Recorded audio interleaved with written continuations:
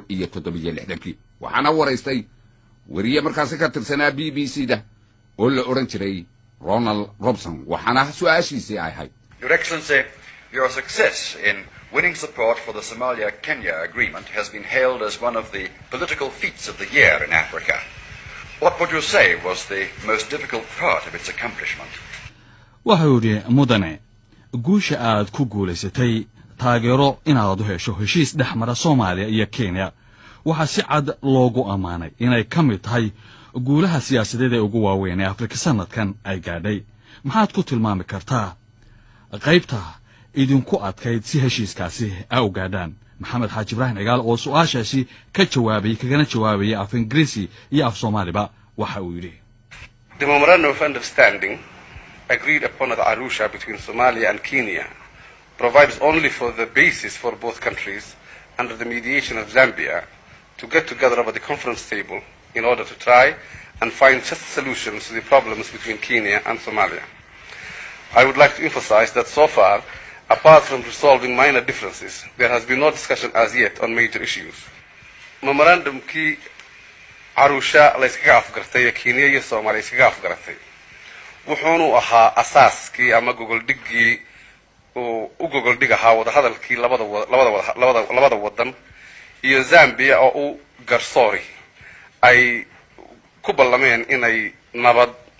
iyo wada hadal arrinku wixii khilaafaadii dhaxyilay inay ku dhameystaan waxa doonayaan aad u cadeeyo xoogaankii yaraay khilaafaadha mooyaane arrinkii jawharada ahaa ee la isku hayay weli shaqadiisii lama bilaabin idaaradii saddexda wadan ka koobnayd ee la doonayay in la qabtana waxaan jeclahay maanta inaan idin sheego in maantadan dhismaheediina la isku afgartay arrimadii ay ku shaqayn lahayd iyo waxa ay ku shaqayn lahayd maanta la dhameeyo oo la dhameeyay marka waxaan filayaa in haddaba imika shaqadii arrinkaas la gudageliyaa wuxuu noogu adkaa anagu haddaan reer Soomaaliya waxay ahayd inaanu ka raadino ama ka qancino Jomo Kenyatta inaanu arrinkani naga dhab yahay oo aan nabad wixii mashaakilka naga dhaxeeyaan wax ku inaan nabad lagu kala garbaxo inaan doonaynay taana waxay la tahay inaanu ka dhaadhacnay shaqadii arrinka la bilaabay. Is there now complete accord in your parliament and in the Somali Youth League on the need to have friendship with your neighbors? wariye Ronald Robson waxa kale oo sida aad maqlayseen uu cigaal weydiiyay in baarlamaanka Soomaalida iyo xisbiga SYL oo talada hayay ay si buuxda isugu raacsan yihiin in saaxiibtinimo lala yeesho dariska Allahu naxariistay maxamed xaaji ibraahim cigaal waxa berigaasi isagoo arrintaasi ka jawaabaya oo markaasina haddana af Soomaali isla markiiba ku tarjumaya uu yidhi The Somali National Assembly and the SYL party are in complete accord with the policies of the government in connection with our relations with our neighbors. This was evidenced by the resolution adopted by the National Assembly after an exhaustive debate which resulted in the government policies being given an overwhelming support. Baarlamaanka Soomaaliyeed iyo xisbiga wadanka maanta xukunkiisa gacanta ku haya aqlabiyadda lihi SYL labaduba waxay maanta dawladdu siyaasadda ay ku shaqaynayso ee dadkan jiiraankan ay ku saabsan labaduba raalli bay naga yihiin waana nagu barbartaagay yihiin waxaana taa cadaysay maalintii daweyd motionkii baarlamaanka laga baasgareeyay ee aqlabiyad weyn la isku raacay in lagu aydo dawladdu wixii ay qabatay. What is the attitude of the people of Somalia? waa maxay aragtida ay dadka Soomaaliyeed ka qabaan arrintaasi ayuu wariyuhu weydiiyay waxaana uu kaga jawaabay Somalia having a working democracy, the attitude of the Somali people is reflected by their elected representatives in parliament, and therefore the measure of support which parliament has given to my government recently over this matter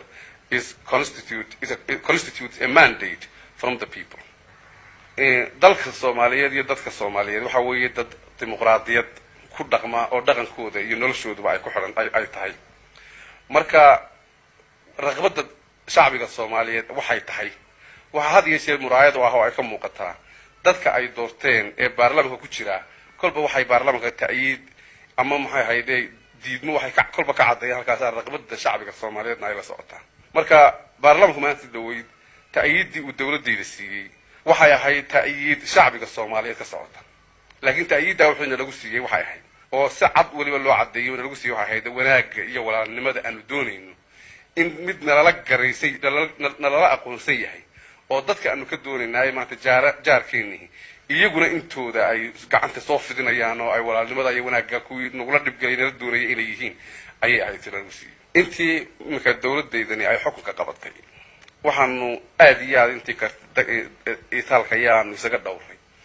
inaan naga soo baxaan hadallo loo tarjuman karo inaanu nahay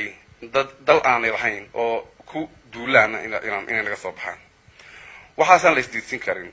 sababta ay cilaaqaadka labada waddan ku xumaadeen waxay ahayd